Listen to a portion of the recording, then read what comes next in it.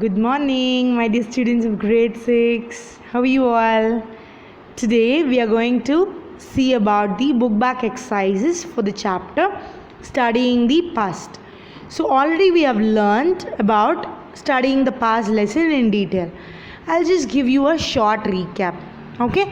So first thing, why do we study history? Yes, to know about the past which leads us towards the future. And there are three time frames in history. What are they? Prehistory, proto-history and history. Prehistory deals with without any history, without any written records. Prehistory is just told by the archaeologist using the pots, jewelry, tools, coins and all. They just told us, that's all. There is no written records at all.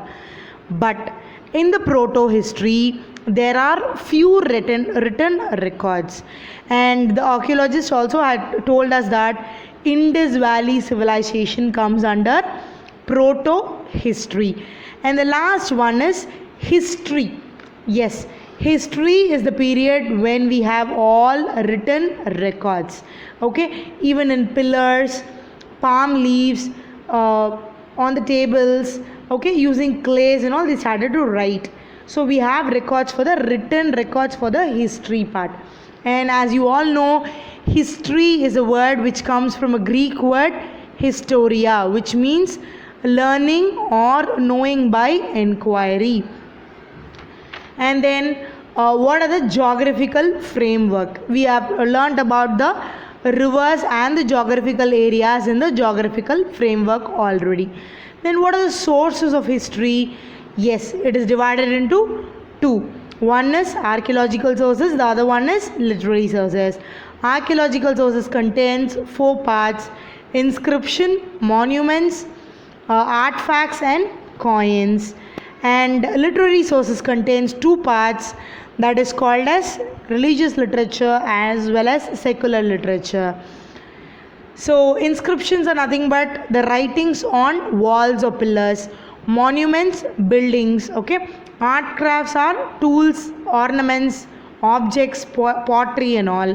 Coins, as you all know already. Okay, so literary sources 2 types: religious, which contains all religious books, and the secular, which tells you about the travelers. Okay, so like that, foreign travelers and all, they'll be writing biographies, poems, stories and all will be there in the secular literature. So I've just given you a short recap about the lesson. If you want in detail, just go before, and I've taught you the whole lesson in detail. So not just see to that. Okay, babies? Now we are going to see about the history, studying the past, book back exercises. Okay, babies? So it is not that I'm going to give you the answers alone. I'll be explaining you why I have written those answers. Okay, so why I have given the answer also I'll be explaining you. Okay, Salakuttis? Okay, come on. First one, first Roman letter is tick the correct answer. History is generally divided into dash time periods. Tell me fast. Yes, the answer is 3. What are those? Prehistory, proto-history and history. Is it not? Prehistory, proto-history and history. Okay, babies? Ready? Second one. Now we are going to answer. Physical remains like dash and jewelry helps archaeologists to know about the past. Yes, it's the pots and the bones. Using bones and pots only, they'll be telling us what period of time they lived. Is it not? So, because in prehistory there were no records, we have learned already that. So, books won't come there, only pots and bones. So, both B and C is the answer. Next one. This is a very simple question. You already know it. Is it not? The Indus Valley civilization is an example of, yes, you are right, proto-history. Is it not? Yes. So, in which you have written records but only few were there. Is it not, babies? So, Indus Valley civilization belonged to proto-history only. Okay, and the sites were first dug by the archaeologists in 1920. Fourth one, dates in history are expressed in two terms. What are they? BC and AD. BC means before Christ and AD means Anno Domini, which means in the year of our Lord. Okay, so BC means before Christ, AD means Anno Domini. So these are the two dates that we express in the form of terms. Okay, fifth one, the dash act as a natural barrier between India and Central Asia. This we have learnt in geographical sector, geographical framework, is it not? In the history part, geographical framework it comes. The Himalayas are the natural barrier between India and the Central Asia because it is located in the northern part of the Indian subcontinent. And one more thing, they protect a country from the dry and cold winds of Central Asia. Okay, it's an additional information. Choose the best answer, last one. Inscriptions, monuments, artifacts and coins are the example of, yes, archaeological sources. Very good. We have learnt two things, is it not? Archaeological sources and literary sources. So in that, archaeological sources contains inscriptions, monuments, art crafts and coins. Okay, then what about literary? Yes, it contains two things, religious and secular. Okay babies, are you all clear in the choose the best answer, tick the correct following? Now let's get inside the fill in the blanks. History is the study of past. Answer is history. Okay, as we know, inside the word history itself there is a story, which means it tells you about the past. Already I have told this same story in the previous video, is it not? So it tells you how the people lived in the past and how important events and all took place in the past. For us now in present, we need to understand what past is it not? So that's why history is a continuous study of events and it's a study of past. Okay babies, second one, CE stands for common era. As we have already learnt, CE is called as common era, BCE is called as before common era, is it not? So CE stands for common era. Okay, third one, dash has played an important role in the history of India. Geography. Yes, India is a geographical diverse country which has many rivers, hills, plateaus, desert and all, mountains here and there and all. Okay, so people settle in different places. So people coming from faraway places need to have a correct boundary over it, and then they'll be telling mountains to come to India, and within the mountain, before mountain it's India, and after that it's Central Asia, is it not? So we bring in different types of culture and tradition also in India, is it not?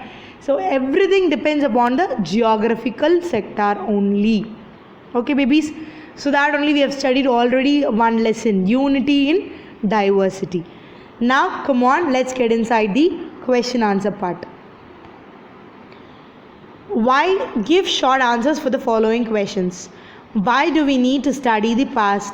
First thing, because we need to know about the history and we need to know about the events that happened before. Then only we can lead our healthy life in the present. Okay, so to understand the present we must study the past also. For example, there is a saying, right? If you want to know about your friend, just know about a person, know about his friend. So likewise, if you know who you are today, you need to know about the past, that is history. So that only we are studying the history, the past. Second one, how have the Himalayas helped in shaping the history of India? Yes, it was been a natural barrier between India and Central Asia. First thing, it was against the invasions. One more, it made the travelers, merchants, traders, okay, scholars, soldiers to get inside India. This is only India. After Himalayas, it's India. We came to know by that. Okay, then we started to practice different ideas, culture, customs inside India. Okay, and one more thing, I have told you an extra information, is it not, on that time? What is that? It just stops the climatical condition, and it just stops the Asia winds, Central Asia cold winds, with the help of Himalayas only. So that only we are telling that Himalayas is helping us in shaping the history of India. Okay, babies. Next one. How is the framework of the archaeology and the historian similar to that of the detective? Yes, they both are similar only. Archaeologists and the historians are same because they are getting clues. They are finding all the written records. Is it not? They are collecting pots, they are collecting jewelry, coins and all they are collecting. Historians will be telling about the past, but with the help of only archaeologists they can tell it. Is it not? Without proof they can't reveal anything. Only using the written records, manuscripts, inscription, monuments, everything they'll be judging, and then only they'll be giving you the result. So both are similar. Archaeologists will dig and find all the things. With the help of that, historians will be giving us all the informations. Okay, there are two clues for the sources of history. What are they? Yes, we have already studied this. Archaeological sources and literary sources. Good babies. Okay, now it's a long answer. Why did people first settle near valleys? Yes, they thought that we can get lots and lots of natural resources like water and air when we settle near the river valleys. That is why they just settled near the valleys. First point, sufficient water. As I have told you, sufficient water. They can grow their own crops as they have water nearby in the lands. So that only they settled near the river valleys. And one more thing, they can travel from one place to the other with the means of transport in the river itself. They can use boats, is it not? And then they can travel. So for three things. First one is for water. Second one, why they settled near the river valley, is to get attached with the crops. They can sow the seed, and they can have the crop to eat. They can have the food. Third one, they can travel from one place to another with the help of water. They can use small boats and they can travel. Means of transport also it is available there. So that only they stayed in the place near river valleys. Okay, babies. Second one. What are inscriptions? What are inscriptions? So as we already know, it's a written format one, and you can write anything in the caves, pillar rocks, stones, and nowadays also you can see in Thirumalai Nayakar Mahal, is it not? I've told you already this. So you can see those things in the pillars, rocks, stone and all. So by this only we came to know that there is some history. There are many kings who ruled the empire, and there are many historical events that had happened in the past. So by those things only, all the kings, battles, events, everything came into life. Nowadays we are knowing about it. Okay, babies. So that only helps us to know or gain knowledge about the history. Only inscriptions. Okay, babies. Next one. How are coins are valuable sources of information about ancient India? Yes. Just for take an example, go and ask your grandfather or grandmother. They'll be telling we used paisas, 1 paise, 2 paisa, 3 paises. Okay, they'll be telling you. And after that, go and ask your mom. They'll be telling 25 pies, 50 pice coin and all was there. Nowadays we don't use 50 pice and 25 pice coin, only 1 rupee is there. So coin tells you about the history of people, is it not? What they used before. Your grannies and great grandfathers and all, you will be using only the exchange method. If you give rice, I'll be giving you spinach. Otherwise, if you give wheat to me, I'll be giving you ragi. So these coins tells you about the history of your past. Okay, and then it will be telling you the economic value. In those days, the salary bought by your grandparents would be 1 rupee or 2 rupees and all. Great grandparents and all, you can ask your grandparents. Okay, so they'll be telling for 20 rupees they'll be getting gold chain and all. But nowadays you can't, is it not? You need 50,000 rupees in hand to get 1 pound of jewelry. So it tells you about the economical value. In those days they got less amount of salary, even 1 rupee. For that 1 rupee they will be getting lots and lots of things. But nowadays economical value is higher. We are getting 20,000, 40,000, 50,000, 60,000. So our product value also is increased. Okay babies, so this tells you about the economical value. Art. Okay, how ma'am? Art, economical value. Okay ma'am, we are knowing about the past, that is also okay ma'am. 2 things. Okay ma'am. Art, how ma'am you are telling art? Yes, in the old coins and even in the new coins, keep the 5 rupee coin nearby, 2 rupees and 1 rupee. You'll be seeing different types of art in that particular coins, is it not? So I'll be giving those things in your worksheets. Okay babies, so you need to find each and everything and you should tell me. Yes, are you all ready for that? Okay, so it tells you, the coin tells you about the past, second one economic value of the past, and the third one is art. Okay babies, fourth one is write a short note on secular literature. Write a short note on secular literature. As I have already told you, it is divided into 2 types, religious and secular. Secular literature means it includes poems, plays, biography, foreign travelers, okay, science and political books. So here are a few examples for those kinds of books. Okay babies, next one is the fifth question. Fifth question, pottery is one of the most common finds on the excavation. Why? Yes, pottery tells you about the Indus Valley civilization, is it not? People use the pottery only to save the crops and the seeds, wheat, ragi and all the spices and all, they kept inside only the pots. So it tells you at what time they used it. Nowadays we don't have those pots and all. So not, if you go to villages and if you can find lots and lots of pots. But here in our houses we'll be having 1 pot, that too with the pipes in it. Nowadays it's trendy, is it not babies? Yes, and it tells you about the history of the people who lived in the past. And then they used the pots to fetch water, oil, to have the fats of animals too. They used to store in it. Okay, and they'll hang it on the top, on the ceiling they'll be hanging it. They'll not keep it down.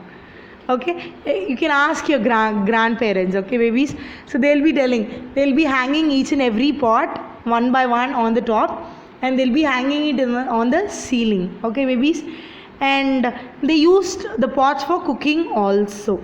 Okay, first thing, they used to store coins and grains. Second one, they used it to store the water, oil, fats of animals also. And at last they use the utensils for cooking and eating. The last one. Okay, sixth question. Why do you think rulers in ancient times recorded their victories on hard surfaces like rocks and pillars? Nowadays we are using papers, otherwise digitalized. Is it not? Books. We are using it. But in those days, why do they recorded everything in rocks, pillars, stones. Why? What is the reason behind it? Yes, because the inscription should long last. Nowadays we have pen drives, okay, hardwares, is it not? But in those days they didn't find that and all. They know that stone is the best thing to write on, which will never erase.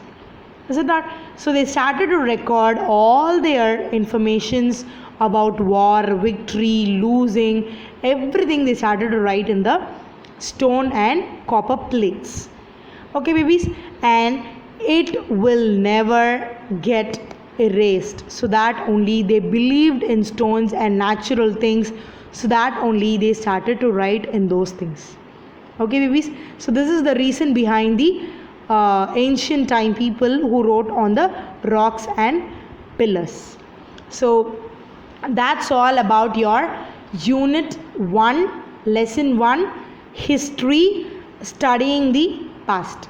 Okay, babies. So I'll be giving you the worksheet. So in that, just fill in with whatever you know. On Monday we'll be discussing the worksheets also. Okay, babies. So today you'll be receiving your worksheet.